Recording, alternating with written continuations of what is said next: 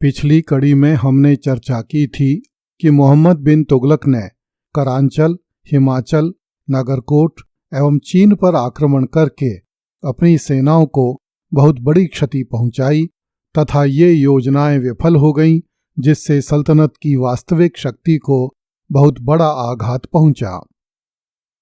इस कारण सल्तनत में चारों ओर विनाश के लक्षण दिखाई देने लगे। इतिहासकारों के अनुसार मोहम्मद बिन तुगलक के शासनकाल के अंतिम 16 वर्ष विपत्तियों से भरे हुए थे। इस अवधि में सल्तनत के विभिन्न भागों में विद्रोह उठ खड़े हुए। ये विद्रोह अत्यंत व्यापक क्षेत्र में विस्तृत थे। यदि एक विद्रोह उत्तर में होता था तो दूसरा दक्षिण में, और यदि एक विद्रोह पश्चिम में होता था तो दूसरा सुदूर पूर्व में। इससे सेना के संचालन में बड़ी कठिनाई होती थी। मोहम्मद बिन तुगलक के समय में 34 विद्रोह हुए, जिनमें से 27 विद्रोह दक्षिण भारत में हुए थे। इन विद्रोहों के फलस्वरूप सल्तनत बिखरने लगी और कई स्वतंत्र राज्यों की स्थापना हो गई। सबसे पहला विद्रोह ईस्वी 1327 में मोहम्मद बिन तुगलक के चचेरे भाई वहाबुद्दीन गुरशस्प ने किया, जो गुलबर्गा के निकट सागर का सूबेदार था। शाही सेना ने इस विद्रोह को दबा दिया। मोहम्मद बिन तुगलक ने गुरशस्प की खाल में भूसा भरवाकर उसे भारत के कई शहरों में प्रदर्शित करवाया और उसके शरीर के मांस को चावल के साथ पकाकर उसके बीवी बच्चों के पास खाने के लिए भेजा। दूसरा विद्रोह ईस्वी 1328 में मुल्तान के सूबेदार बहराम आइबा उर्फ किशलू खां ने किया। स्वयं मोहम्मद बिन तुगलक ने इस विद्रोह का दमन किया। बहराम आइबा को जान से मार डाला गया।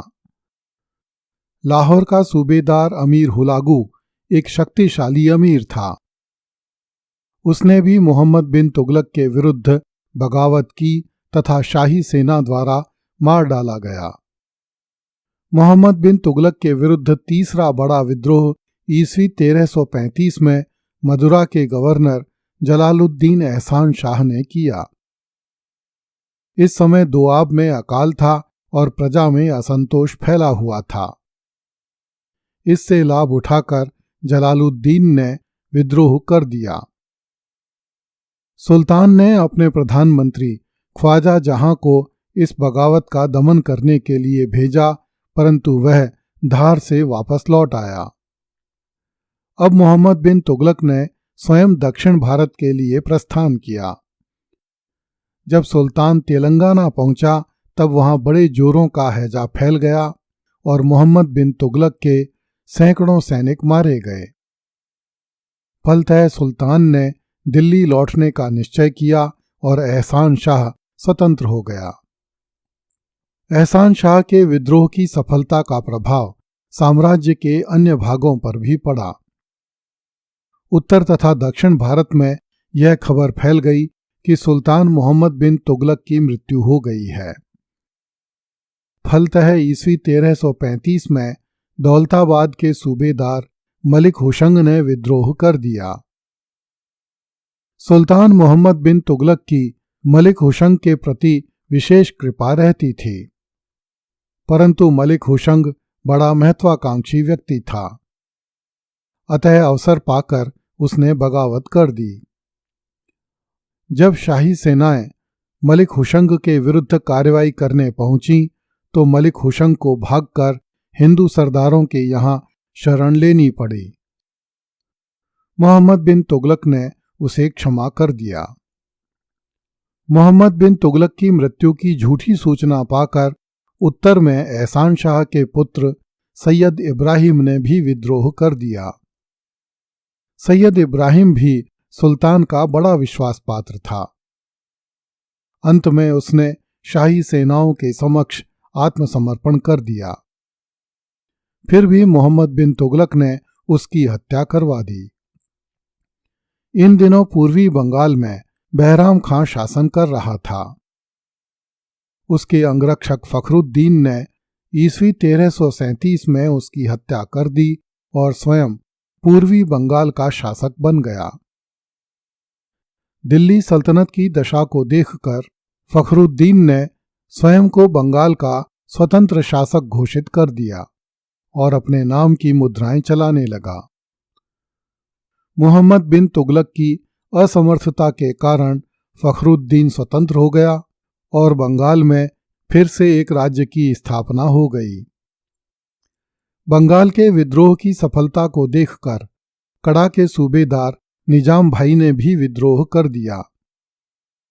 ईस्वी 1338 में शाही सेना ने उसके विरुद्ध कार्रवाई की और उसकी जीवित ही खाल खिंचवा ली गई। अली शाह दिल्ली सल्तनत का एक उच्च अधिकारी था। उसे मोहम्मद बिन तुगलक ने दक्षिण में मालगुजारी वसूल करने के लिए गुलबर्गा भेजा, परंतु उसने गुलबर्गा के हाकिम की हत्या करके शाही खजाने पर अधिकार कर लिया। इसके बाद अली शाह ने बीदर पर भी अधिकार कर लिया, परंतु कुतलुक खां ने अली शाह को परास्त करके बंदी बना लिया तथा उसे दिल्ली भेज दिया, जहां मोहम्मद बिन तुगलक ने उसकी हत्या करवा दी। आइन उल मुल्क अवध तथा जफराबाद का गवर्नर था। उसने दिल्ली सल्तनत की बड़ी सेवाएं की थीं। एक बार मोहम्मद बिन तुगलक दक्षिण के गवर्नर कुतलुक खां ख्वाजा के काम से असंतुष्ट हो गया। इसलिए सुल्तान मोहम्मद बिन तुगलक ने कुतलुक खां ख्वाजा को वापस बुला लिया और उसके स्थान पर आइन उल मुल्क को नियुक्त करके उसे अपने बाल बच्चों के साथ दक्षिण जाने की आज्ञा दी। यद्यपि आइन उल मुल्क के लिए यह बड़े गौरव की बात थी, परंतु उसे लगा कि सुल्तान ने उसे अवध से हटाने के लिए ऐसा किया है। इसलिए आइन उल मुल्क ने विद्रोह कर दिया। आइन उल मुल्क का विद्रोह सबसे भयानक था। फिर भी शाही सेना ने उसे परास्त करके बंदी बना लिया। जब आइन उल मुल्क सुल्तान मोहम्मद बिन तुगलक के सामने लाया गया तो सुल्तान ने उसके द्वारा पूर्व में दी गई सेवाओं तथा उसकी विद्वता को देखते हुए उसे क्षमा कर दिया। मोहम्मद बिन तुगलक को विपत्ति में देखकर शाहू अफगान लोदी ने मुल्तान के सूबेदार को कैद करके स्वयं को मुल्तान का स्वतंत्र शासक घोषित कर दिया। विद्रोह की सूचना पाते ही मोहम्मद बिन तुगलक ने दिल्ली से मुल्तान के लिए प्रस्थान किया।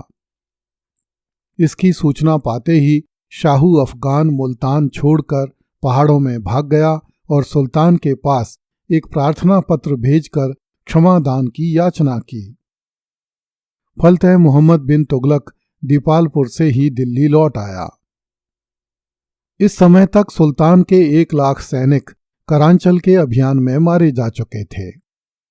उसके हजारों सैनिकों को हिंदुओं ने अन्य अभियानों में मार डाला था। इसलिए अब मोहम्मद बिन तुगलक में इतनी शक्ति नहीं बची थी कि वह पहाड़ों में जाकर शाहू अफगान का पीछा करे। अब वे दिन लद चुके थे जब सुल्तान अमीरों की खाल में भूसा भरवाकर उन्हें पूरे भारत में घुमा सके। यदि सुल्तान मोहम्मद बिन तुगलक शाहू अफगान के पीछे पहाड़ों में जाता तो दिल्ली सल्तनत मुट्ठी में बंद रेत की तरह सुल्तान के हाथों से फिसल जाती। यह भी संभव था कि पहाड़ों में स्वयं मोहम्मद बिन तुगलक का भी वही हाल होता जो करांचल के अभियान में शाही सेनाओं का हुआ था।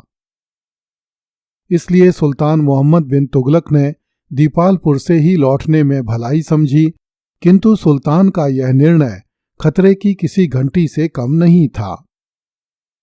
दिल्ली सल्तनत की कमजोरी पूरे देश के समक्ष आ गई, जिसके दूरगामी परिणाम हुए।